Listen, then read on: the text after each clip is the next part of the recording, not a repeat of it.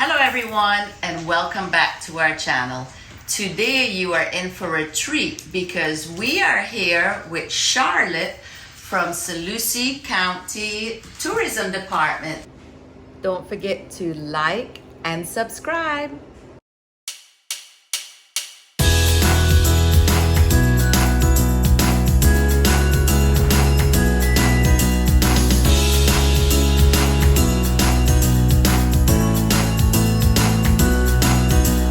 Taking my chances along with my dream.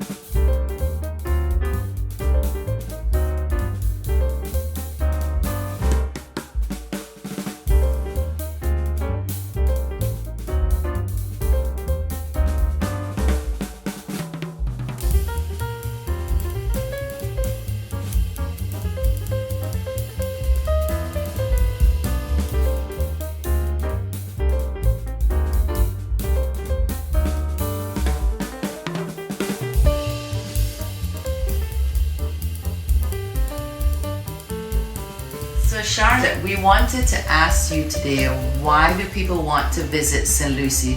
We've been living in St. Lucie for a long time, but we take for granted places that we should visit. So we'd like you to share with us the hot spots and things to do and visit in Port St. Lucie. Sure. So St. Lucie County is comprised of two cities, the city of Port St. Lucie, like you just mentioned, and the city of Fort Pierce, which we're in right now.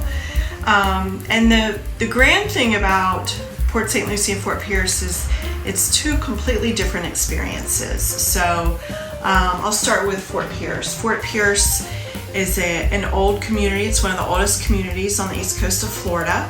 It's a coastal community. It's located right on the Indian River Lagoon. It also has beautiful beaches. It was established in the early 1900s. So it's, like I said, an old historic community. It has an amazing downtown that has been recently revitalized in the last 10 or 20 years. It's still continuing to grow with new restaurants and galleries and retailers coming downtown. It also offers some of that old period architecture, especially like Spanish Revival architecture and even some Art Deco architecture mixed in. So when you walk the streets of downtown Fort Pierce, you see the history just in the architecture, but you also you feel it in the culture a little bit too. And it was an old fishing village, but today it offers visitors some small town charm. There's a lot of activities, whether it's tracing the roots of history to fishing offshore. There's so much to do in Fort Pierce. Another great thing that really brings visitors here and that can be really quite an amazing experience is the downtown Fort Pierce Farmers Market. Happens every Saturday morning, rain or shine, from 8 to noon. It is ranked one of the top 10 farmers markets in the country. It's been around for over 20 years. Fort Pierce has a very strong agricultural community, so that really feeds this market well, no pun intended. But it's amazing. There's like live music there. It all takes place on the water, so the scene is just gorgeous. And then also in Fort Pierce, the fishing here is amazing. We actually hold some world records here in Fort Pierce.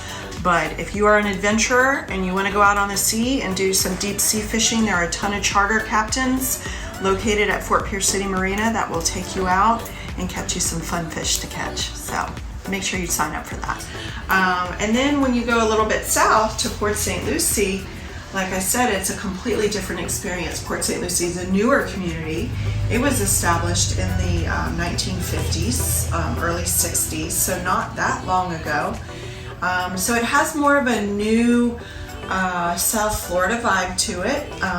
A lot of people are moving there right now, which we know, and but it's got New York Mets that spring train there, baseball every February and March. It has great little communities throughout, little town squares, like planned developments with some neighborhood town square feels. That you can shop and dine and visit with friends and family. But there's also great nature activities in Port St. Lucie that I think might get overlooked by visitors. The St. Lucie River runs or winds right through the city. You can kayak and boat down that river. There's tours on the river. You can even take a guided tour on a wildlife boat and see some amazing wildlife along that river. And there's some preserves, like McCarty Ranch Preserve is a fantastic recreational place where you can camp, do some primitive camping.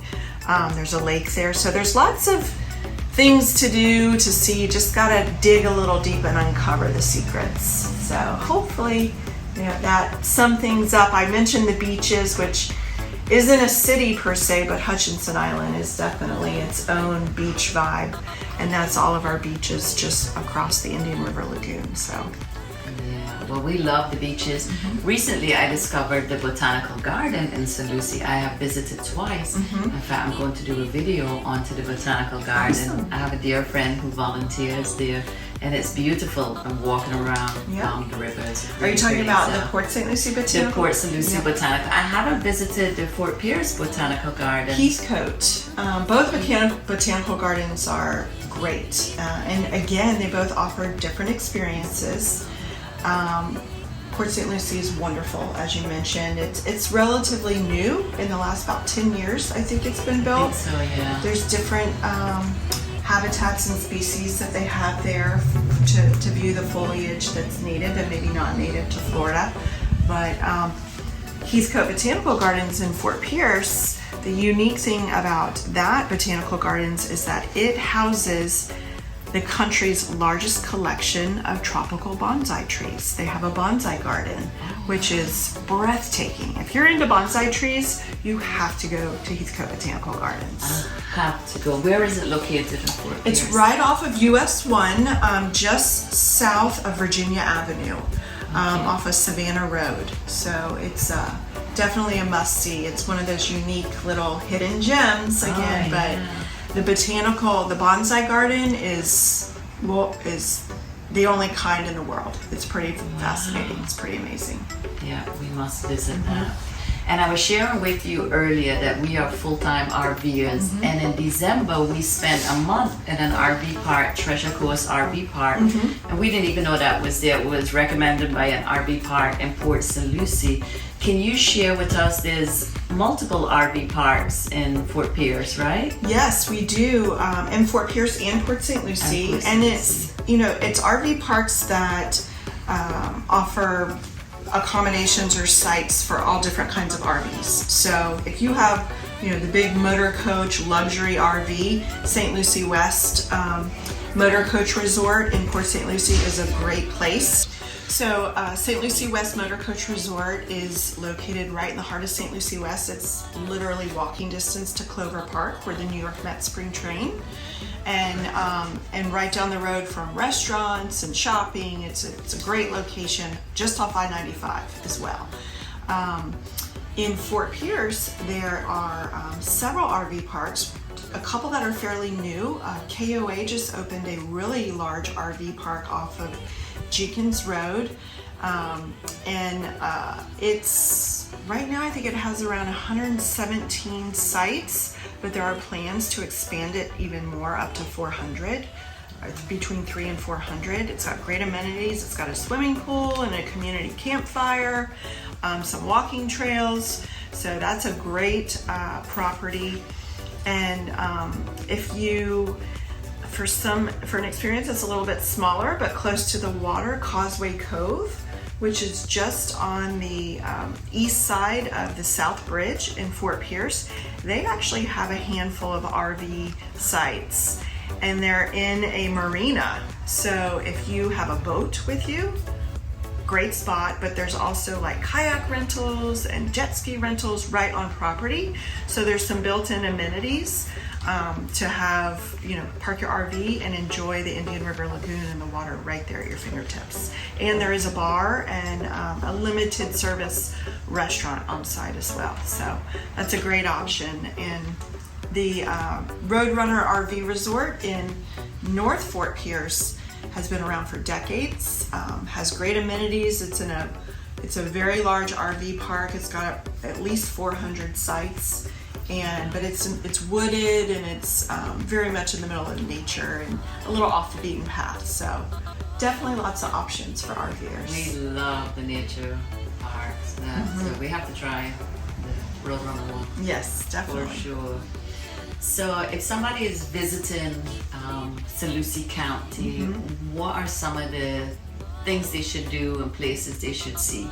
Okay, so that's a tough one because I could go on for a couple of hours. But so maybe some insider tips. Is that what you're looking for? Yeah, okay. that sounds good. So being born and raised here, I definitely have some insider tips. But I'm going to start out with kind of the main attractions, and then I'll give you some insider tips. If you want to catch a sunrise, the best place to catch a sunrise is at Jetty Park. Walk out onto the jetty, you'll feel like you're in the middle of the ocean, and you can watch the sun coming up over the horizon. It's amazing. So Jetty Park, Fort Pierce for the sunrise. Love it because I love watching the sunrise. And any time of the day going there is fabulous, but if you're a sunrise riser, go to Jetty Park. And then you can see the boats coming in and out of the inlet because it's located right on the inlet as well. Let's see, I mentioned that we have great history. The Navy SEALs started in Fort Pierce during World War II. So on the beaches near where the Navy SEALs first trained during the war, we have the one and only National Navy SEAL Museum. So you have to go there. The museum is so impressive. They have interactive exhibits. They have real artifacts in there from wartime, going back to, like I said, to World War II. So super impressive. If you want to learn more about the Navy SEALs and this elite force that America has, you got to go to the Navy SEAL Museum. I mentioned Heathcote Botanical Gardens. This is kind of like sort of an insider tip, but on US 1 heading south into Port St. Lucie, there is a store called the Shell Bazaar. And you can't miss it because there's a giant cement conch shell in front of it. That is the oldest store in the city of Port St. Lucie. And it started out as a souvenir shop back in the 50s and even earlier when snowbirds were coming down US 1 for vacation, and so they built that souvenir shop. It still exists today. It's still a souvenir shop. There's kitschy, cool stuff in there, but I always like to tell people, you gotta walk in because it's so Florida. It's like vintage Florida. Then let's see, more to not cutting you off. You're right. You can't miss it. I know exactly when you say the cement. And now that when I say like the cement conch shell, you're gonna be like, there it is. There it is. There's the cement conch shell. So other things to do. I don't know if any viewers are clothing optional on our beaches, but St. Lucie County does have a designated clothing optional beach. It's called Blind Creek Beach. It's a beautiful beach, and it's located over on Hutchinson Island. And speaking of beaches, we have 21 miles of beaches. And the great thing about our beaches, they're all free with the exception of our state park, Fort Pierce Inlet State Park. So it's free parking, no admission fees, and there's kind of a beach for every mood. If you want to go and have more of a active beach day with surfing and bodyboarding and things like that, go to Fort Pierce Inlet State Park.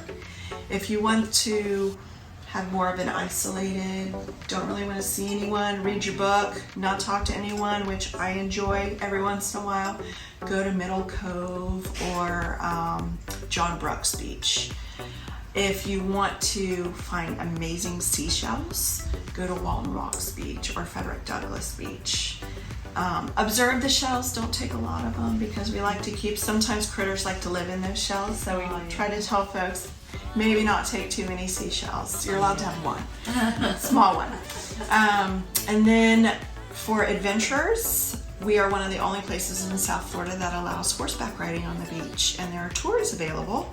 So at Frederick Douglass Beach, where there's also great shells, you will see horses riding up and down the beach with riders, and you can sign up for a tour, and those guides will take you on very well-trained horses to ride a horse on our beautiful isolated beaches. So I did not know that. Yeah, so that's really unique to our area. You think it only happens in the Caribbean? Yeah. Happens here too. You just didn't know about it. Two things I learned that ties it back to the Caribbean. And some insider tips, mine are mostly related to food. For the best donuts in town, go to Krispy Kreme Donuts, or not Krispy Kreme, but Dixie Cream Donuts in West Fort Pierce. For the best fried shrimp this side of the Mississippi, go to Chuck's Seafood. Chuck's on seaweed. Yeah, Chuck's Seafood. If you like frozen tropical drinks, get a rum runner to go from the Jetty Lounge. It's a dive bar. You might not want to stay there, and that's your prerogative, but it's fine. But get a rum runner to go. They're famous.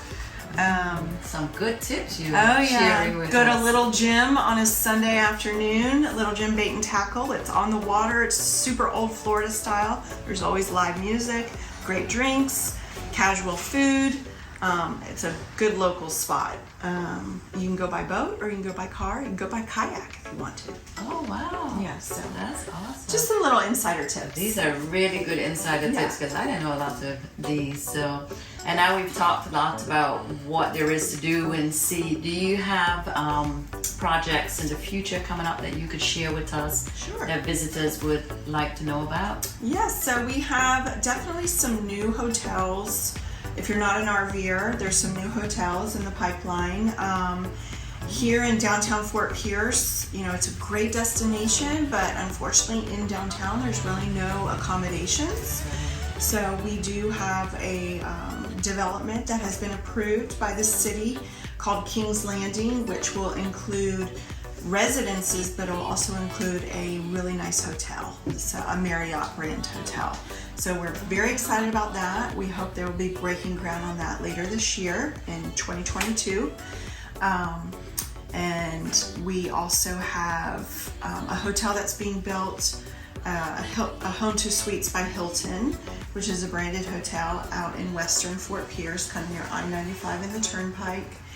And one of the biggest projects that's getting a lot of buzz right now is right on the border of Port St. Lucie and Fort Pierce off of Midway Road, and it's called the Wave Garden. It's going to be a surf park.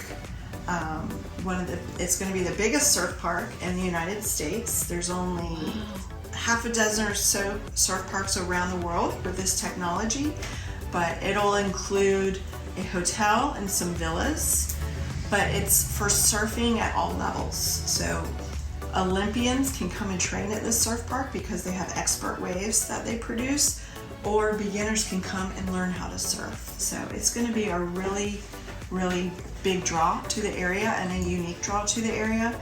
Like I said, it'll have hotels around it, but it's also being built in the middle of a new residential development. So it's going to have houses and little village squares and downtown areas. So there'll be tons of restaurants and things to do.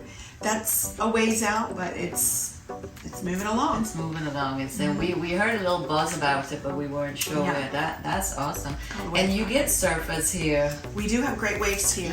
On the beaches, so that's perfect for surfer tourism. And so If it's flat, you can go to the Wave Garden, or if you just want to practice one day because the conditions aren't that great, go to the Wave Garden. you have the best of everything. Yeah, I'll be signing up. Awesome. Well, you have shared a wealth of information with us and for our viewers, and we want to encourage everyone to visit St. Lucie. Visit stlucie.com. Visit stlucie.com. You can get a free travel guide if you go to our website. This will give you lots of tips, insider tips, and places to go, and things to do, and places to eat. So, come visit us. And we're on all social media, Facebook and Instagram, at Visit St. Lucie. You'll find us. Well, Charlotte, thank you so you. It was a pleasure. The pleasure is all ours. Thank you for your time. Absolutely. This was awesome. Come visit us. Visit St. Lucie.